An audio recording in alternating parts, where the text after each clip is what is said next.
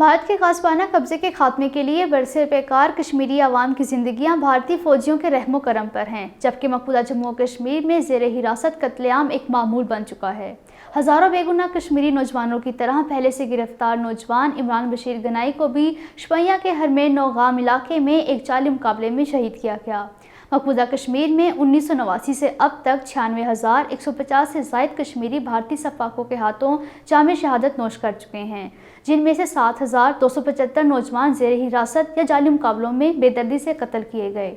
کشمیری عوام ہر روز بھارتی وردی پوشوں کے ہاتھوں اپنے پیاروں کا جعلی مقابلوں اور ماورائے عدالت قتل عام کا مشاہدہ کر رہے ہیں۔ مقبوضہ جموں و کشمیر میں آزادی پسند اور دیگر سیاسی جماعتوں نے بھارتی فوجیوں کے ہاتھوں عمران بشیر گنائی کے بہیمانہ قتل کی غیر جانبدارانہ تحقیقات کا مطالبہ کیا ہے۔ بھارتی فوجیوں نے گزشتہ رات دیر گئے رفیع آباد بارہمولہ میں محاصرے اور تلاشی کارروائی کے دوران گھروں میں توڑ پھوڑ اور قیمتی سامان لوٹنے کے علاوہ مکینوں پر تشدد بھی کیا۔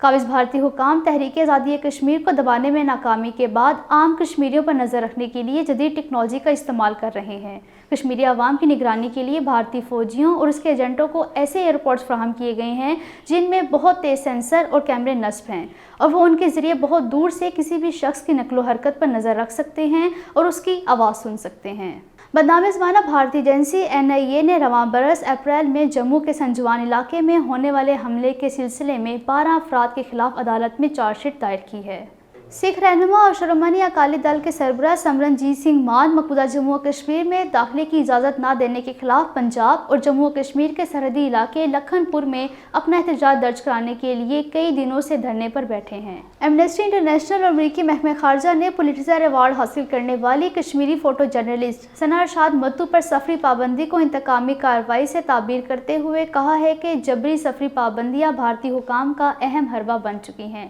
جبکہ اقوام متحدہ کے سیکریٹری جنرل انطونیو گوتریس جو گزشتہ روز بھارت کے دورے پر پہنچے ہیں نے بھارت سے صحافیوں، انسانی حقوق کے کارکنوں، طلباء اور دانشوروں کے حقوق کا تحفظ کرنے کا مطالبہ کیا ہے۔